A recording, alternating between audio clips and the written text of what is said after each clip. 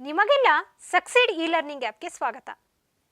ಇಂದು ವಿಜ್ಞಾನದ 8ನೇ ಅಧ್ಯಾಯ ಜೀವಿಗಳು ಹೇಗೆ ಸಂತಾನೋತ್ಪತ್ತಿ ನಡೆಸುತ್ತವೆ ಎಂಬ ಆಸಕ್ತಿದಾಯಕ ವಿಷಯವನ್ನು ತಿಳ್ಕೊಳ್ಳೋಣ. ನಮ್ಮ ಸುತ್ತಮುತ್ತಲೂ ನೋಡಿದಾಗ ಹೊಸ ಹೊಸ ಗಿಡಮರಗಳು, ಪುಟಾಣಿ ಸಸ್ಯಗಳು, ಪ್ರಾಣಿಗಳ ಮುದ್ದುಮರಿಗಳನ್ನು ನೋಡಿದಾಗ ನಮಗೆ ಬಹಳ ಸಂತೋಷವಾಗುತ್ತದೆ ಅಲ್ವೇ? ಈ ಹೊಸ ಜೀವಿಗಳು ಹೇಗೆ ಉತ್ಪತ್ತಿಯಾಗ್ತವೆ ಅದನ್ನು ತಿಳಿದುಕೊಳ್ಳುವುದೇ ಇಂದಿನ ವಿಷಯ. ಮಕ್ಕಳೇ, ಇದುವರೆಗೆ ನೀವು ಕಲಿತ ವಿಜ್ಞಾನದ ವಿಷಯದಲ್ಲಿ ಎಲ್ಲ ಜೀವಿಗಳ ಇರುವಿಕೆಗೆ ಹಾಗೂ ಜೀವದ ನಿರ್ವಹಣೆಗೆ ಸಂತಾನೋತ್ಪತ್ತಿ ಅಗತ್ಯವಿಲ್ಲ.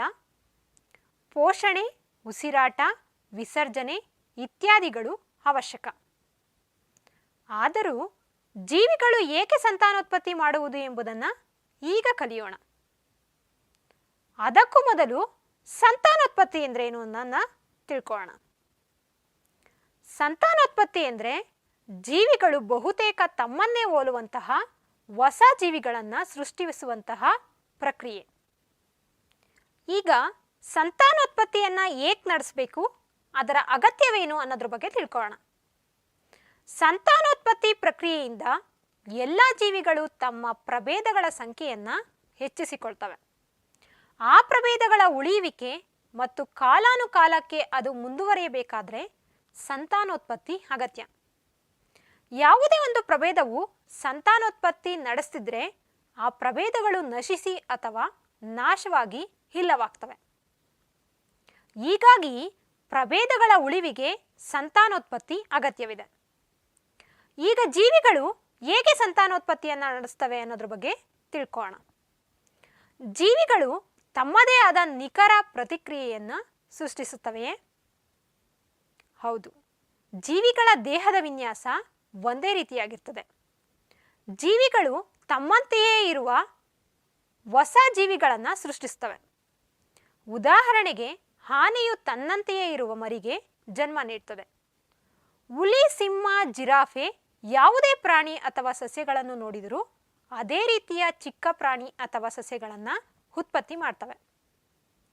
ಈ ರೀತಿ ಜೀವಿಗಳ ದೇಹದ ವಿನ್ಯಾಸವು ಒಂದೇ ರೀತಿಯಾಗಬೇಕಂದ್ರೆ ಈ ವಿನ್ಯಾಸಗಳ ನೀಲನಕ್ಷೆಗಳು ಒಂದೇ ರೀತಿಯಾಗಿರಬೇಕು. ಸಂತಾನೋತ್ಪತ್ತಿಯು ಅದರ ಅತ್ಯಂತ ಮೂಲಭೂತ ಹಂತದಲ್ಲಿ ದೇಹ ವಿನ್ಯಾಸದ ನೀಲನಕ್ಷೆಗಳ ಪ್ರತಿಗಳ ನಿರ್ಮಾಣದಲ್ಲಿ ಭಾಗಿಯಾಗುವುದಾಗಿದೆ. ತಂದೆ ತಾಯಿಗಳ ಗುಣಗಳನ್ನು ಮುಂದಿನ ಪೀಳಿಗೆಗೆ ವರ್ಗಾವಣೆಯಾಗಲು DNA ಅಣುಗಳ ರೂಪದಲ್ಲಿ ಕ್ರೋಮೋಸೋಮ್ಗಳನ್ನು ಜೀವಕೋಶಗಳು ಹೊಂದಿರ್ತವೆ. ಇದನ್ನು ನೀವು ಈಗಾಗಲೇ ಹಿಂದಿನ ತರಗತಿಯಲ್ಲಿ ಕಲ್ತಿದ್ದೀರಾ. DNA ಪ್ರತಿಯನ್ನು ಸೃಷ್ಟಿಸುವುದು ಸಂತಾನೋತ್ಪತ್ತಿ ಕ್ರಿಯೆಯಲ್ಲಿ ಒಂದು ಮೂಲ ಘಟನೆ. DNA ಸ್ವಪ್ರತೀಕರಣವು ತಮ್ಮದೇ ಕೋಶೀಯ ರಚನೆಯೊಂದಿಗೆ ಪ್ರತ್ಯೇಕಗೊಂಡು ಒಂದು ಜೀವಕೋಶವು ಪರಿಣಾಮಕಾರಿಯಾಗಿ ವಿಭಜಿಸಿ 2 ಜೀವಕೋಶಗಳನ್ನು ಉಂಟು ಮಾಡ್ತದೆ. ಈ DNA ಸ್ವಪ್ರತೀಕರಣ ಪ್ರಕ್ರಿಯೆಯು ಪ್ರತಿ ಬಾರಿಯೂ ಕೆಲವು ವಿಭಿನ್ನತೆಗಳನ್ನು ಹೊಂದಿರುತ್ತದೆ. ಭಿನ್ನತೆಯ ಈ ಅಂತರ್ಗತ ಪ್ರವೃತ್ತಿಯು ಜೀವ ವಿಕಾಸದ ತಳಹದಿಯಾಗಿದೆ. ಇದನ್ನು ನೀವು ಮುಂದಿನ ಅಧ್ಯಾಯದಲ್ಲಿ ಕಲಿತೀರಾ. ಆದರೆ ಸಂತಾನೋತ್ಪತ್ತಿಯ ಸಮಯದಲ್ಲಿ DNA ಸ್ವಪ್ರತೀಕರಣ ಸ್ಥಿರತೆಯು ಜೀವಿಯ ದೇಹ ವಿನ್ಯಾಸದ ಲಕ್ಷಣಗಳನ್ನು ನಿರ್ವಹಿಸಲು ಮುಖ್ಯವಾಗ್ತದೆ. ಇಲ್ಲಿ DNAಗಳೇ ನೀಲನಕ್ಷೆಗಳಂತೆ ವರ್ತಿಸುತ್ತವೆ. ಸ್ಥಿರತೆ ಇದ್ದರೆ ಅದೇ ಜೀವಿಗಳನ್ನು ಉತ್ಪತ್ತಿಯಾಗ್ತವೆ. ಅವುಗಳಲ್ಲಿ ಸ್ವಲ್ಪ ಭಿನ್ನತೆಯಾದಾಗ ವೈವಿಧ್ಯತೆಗಳಾಗಿ ಹೊಸ ಪ್ರಭೇದಗಳು ರೂಪುಗೊಳ್ತವೆ. ಇದು ಹಾನಿಕಾರಕವಲ್ಲ. ಕೆಲವು ವೇಳೆ ಭಿನ್ನತೆಯು ಪ್ರಭೇದಗಳು ಬದುಕುಳಿಯಲು ಉಪಯುಕ್ತವಾಗ್ತದೆ. ಇದಕ್ಕೆ ಒಂದು ಉದಾಹರಣೆ ಎಂದರೆ ಸಸ್ಯಗಳಲ್ಲಾದರೆ ಮಾವಿನ ಹಣ್ಣಿನ ಮರಗಳು. ಅದು ಒಂದೇ ಪ್ರಭೇದವಾದರೂ ವೈವಿಧ್ಯತೆ ಎಂದರೆ ರಸಪೂರಿ, ಮಲಗೋಬಾ, ಬಾದಾಮಿ ಇತ್ಯಾದಿ. ಪ್ರಾಣಿಗಳಲ್ಲಾದರೂ ಹಾಗೆಯೇ. ಉದಾಹರಣೆ, ನಾಯಿಗಳ ವಿವಿಧ ಜಾತಿಗಳು: ಅಲ್ಸೇಷಿಯನ್, ಬೇಟೆ ನಾಯಿ, ಮುದೋಳ ಇತ್ಯಾದಿ. ಹೀಗೆ ಎಲ್ಲ ಜೀವಿಗಳ ಪ್ರಭೇದಗಳಲ್ಲೂ ಈ ರೀತಿಯ ಭಿನ್ನತೆಯನ್ನು ನೋಡಬಹುದು. ಜೀವಿಗಳು ಸಂತಾನೋತ್ಪತ್ತಿ ನಡೆಸುವ ವಿಧಾನಗಳು ಅವುಗಳ ದೇಹ ವಿನ್ಯಾಸವನ್ನು ಆಧರಿಸಿರುತ್ತೆ. ಈಗ ಸಂತಾನೋತ್ಪತ್ತಿಯ ವಿಧಗಳನ್ನು ನೋಡೋಣ. ಮುಖ್ಯವಾಗಿ 2 ರೀತಿ ಇದ್ದಾವೆ. ಅವುಗಳು 1 ಅಲೈಂಗಿಕ ಸಂತಾನೋತ್ಪತ್ತಿ ಮತ್ತು 2 ಲೈಂಗಿಕ ಸಂತಾನೋತ್ಪತ್ತಿ. ಅಲೈಂಗಿಕ ಮತ್ತು ಲೈಂಗಿಕ ಸಂತಾನೋತ್ಪತ್ತಿಗಳಲ್ಲಿರುವ ವ್ಯತ್ಯಾಸವನ್ನು ತಿಳ್ಕೊಳ್ಳೋಣ. ಅಲೈಂಗಿಕ ಸಂತಾನೋತ್ಪತ್ತಿಯಲ್ಲಿ ಒಂದೇ ಒಂದು ಜೀವಿಯು ಭಾಗಿಯಾಗಿರುತ್ತದೆ. ಗ್ಯಾಮಿಟ್ಗಳ ರಚನೆಯಾಗಿರೋದಿಲ್ಲ. ಹೊಸ ಜೀವಿಯು ಪೇರೆಂಟ್ ಜೀವಿಯ ತದ್ರೂಪವಾಗಿರುತ್ತದೆ. ಉದಾಹರಣೆ ಅಮೀಬ. ಆದರೆ ಲೈಂಗಿಕ ಸಂತಾನೋತ್ಪತ್ತಿಯಲ್ಲಿ ಗಂಡು ಮತ್ತು ಹೆಣ್ಣು ಎರಡೂ ಸಂಯೋಗವಾಗಿ ಗ್ಯಾಮಿಟ್ಗಳ ರಚನೆಯಾಗುತ್ತದೆ. ಇಲ್ಲಿ ಹೊಸ ಜೀವಿಗೆ ಗಂಡು ಮತ್ತು ಹೆಣ್ಣು ಎರಡರ ಗುಣವು ಎಂದರೆ ಕೇವಲ ಆನುವಂಶಿಕ ಗುಣಗಳು ವರ್ಗಾವಣೆಯಾಗಿರುತ್ತದೆ. ಇವು ಪೇರೆಂಟ್ನ ತದ್ರೂಪವಾಗಿರೋದಿಲ್ಲ. ಪೇರೆಂಟ್ ಎಂದರೆ ಹಿಂದಿನ ಪೀಳಿಗೆ.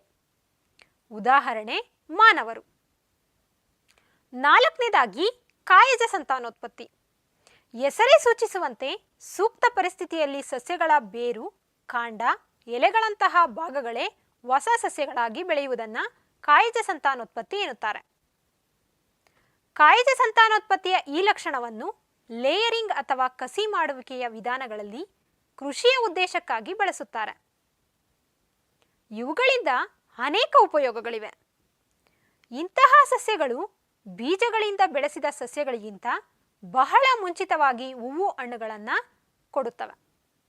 ಉದಾಹರಣೆ ಬಾಳೆ, ಕಿತ್ತಳೆ, ಗುಲಾಬಿ, ಮಲ್ಲಿಗೆ ಇತ್ಯಾದಿ. 5ನೇದಾಗಿ ಬ್ರಯೋಫಿಲ್ಲಮ್. ಎಲೆಯ ಅಂಚಿನ ಉದ್ದಕ್ಕೂ ಇರುವ ಕುಳಿಗಳಲ್ಲಿ ಮೊಗ್ಗುಗಳು ಉತ್ಪತ್ತಿಯಾಗ್ತವೆ.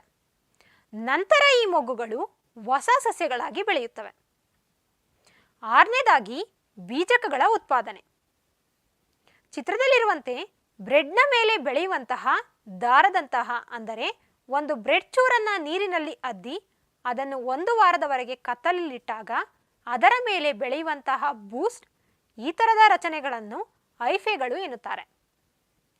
ರೈಜೋಪಸ್ನಲ್ಲಿ ಕಡ್ಡಿಯ ಮೇಲಿರುವ ಚಿಕ್ಕ ದುಂಡಗಿನ ರಚನೆಗಳನ್ನು ಬೀಜಕದಾನಿಗಳು ಎನ್ನುತ್ತಾರೆ. ಇವು ವಿಶಿಷ್ಟ ಜೀವಕೋಶಗಳು ಅಥವಾ ಬೀಜಕಗಳನ್ನು ಹೊಂದಿದ್ದು ಅಂತಿಮವಾಗಿ ಹೊಸ ರೈಬೋಸ್ಪಸ್ ಜೀವಿಗಳಾಗಿ ಬೆಳವಣಿಗೆ ಹೊಂದುತ್ತವೆ. ಮೇಲೆ ತಿಳಿಸಿದ ಎಲ್ಲ ವಿಧಗಳಲ್ಲಿ ಹೊಸ ಪೀಳಿಗೆಗಳು ಒಂದೇ ಜೀವಿಯಿಂದ ಸೃಷ್ಟಿಯಾಗ್ತವೆ.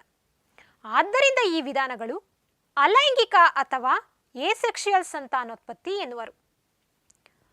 ಲೈಂಗಿಕ ಸಂತಾನೋತ್ಪತ್ತಿ. ಈ ವಿಧಾನದಲ್ಲಿ ಒಂದು ಹೊಸ ಪೀಳಿಗೆಯನ್ನು ಸೃಷ್ಟಿಸುವ ಮೊದಲು ಗಂಡು ಮತ್ತು ಹೆಣ್ಣು ಜೀವಿಗಳ ಒಳಗೊಳ್ಳುವಿಕೆಯನ್ನು ಒಳಗೊಂಡಿರುತ್ತದೆ.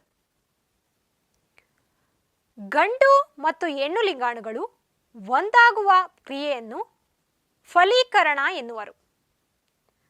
ಫಲೀಕರಣದ ನಂತರ ಅದು ಬೆಳೆದು ಭ್ರೂಣವಾಗುತ್ತದೆ. ಭ್ರೂಣದಿಂದ ಹೊಸ ಜೀವಿಯ ಉದಯವಾಗುತ್ತದೆ. ಸಸ್ಯಗಳಲ್ಲಿ ಲೈಂಗಿಕ ಸಂತಾನೋತ್ಪತ್ತಿ. ಇದು ಹೂ ಬಿಡುವ ಸಸ್ಯಗಳಲ್ಲಿ ನಡೆಯುತ್ತದೆ. ಹೂವುಗಳಲ್ಲಿ 2 ವಿಧಗಳಿರ್ತವೆ. ಚಿತ್ರವನ್ನು ಗಮನಿಸಿ. ಅದು ಏಕಲಿಂಗಿ ಹೂವುಗಳು. ಈ ರೀತಿಯ ಹೂವುಗಳು ಒಂದೇ ಒಂದು ಲಿಂಗವನ್ನು ಹೊಂದಿರ್ತವೆ. ಅವು ಗಂಡು ಅಥವಾ ಹೆಣ್ಣು. ಉದಾಹರಣೆಗೆ ಪಪ್ಪಾಯ, ಕಲ್ಲಂಗಡಿ ಇತ್ಯಾದಿ. ದ್ವಿಲಿಂಗಿ ಹೂವುಗಳು. ದ್ವಿಲಿಂಗಿ ಹೂವುಗಳು ಎಂದರೆ ಹೆಣ್ಣು ಮತ್ತು ಗಂಡು ಭಾಗಗಳೆರಡು ಒಂದೇ ಹೂವಿನಲ್ಲಿರ್ತವೆ.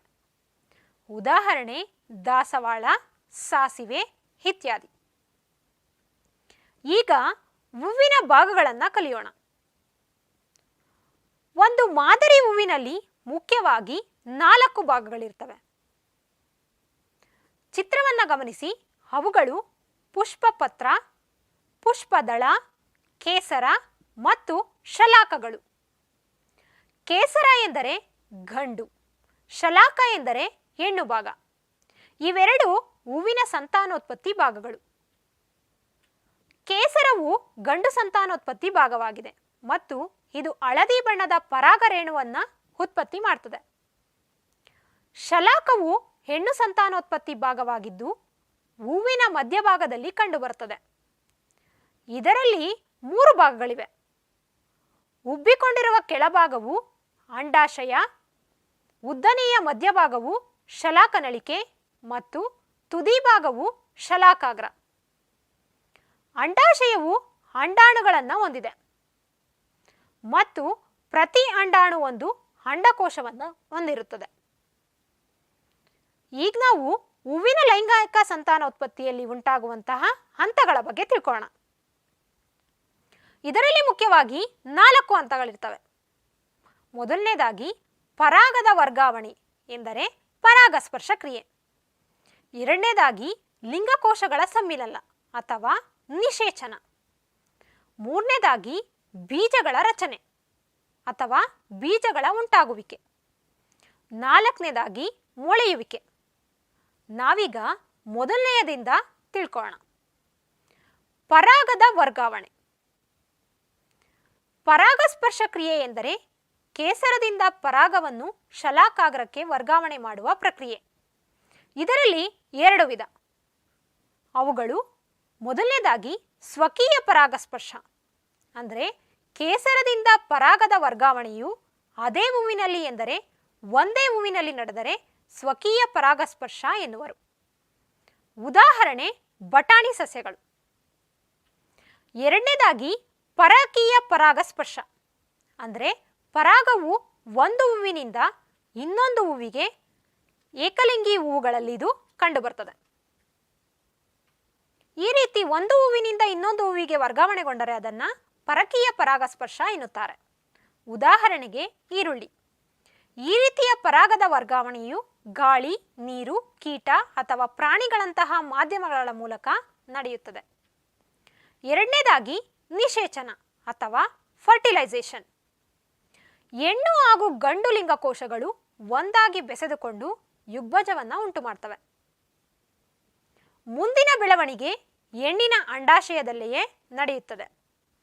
ಅದಕ್ಕೂ ಮೊದಲು ಪರಾಗವು ಸೂಕ್ತ ಶಲಾಕಾಗ್ರದ ಮೇಲೆ ಬಿದ್ದ ನಂತರ ಅದು ಅಂಡಾಶಯದಲ್ಲಿರುವ ಹೆಣ್ಣು ಲಿಂಗಾಣುಗಳನ್ನು ತಲುಪಬೇಕು. ಇದಕ್ಕಾಗಿ ಪರಾಗರೇಣುವಿನಿಂದ ಒಂದು ನಾಳವು ಬೆಳೆಯುತ್ತದೆ ಮತ್ತು ಅಂಡಾಶಯವನ್ನು ತಲುಪಲು ಅದು ಶಲಾಕನಳಿಕೆಯ ಉದ್ದಕ್ಕೂ ಚಲಿಸುತ್ತದೆ. ಮೂರನೇದಾಗಿ ಬೀಜಗಳ ರಚನೆ.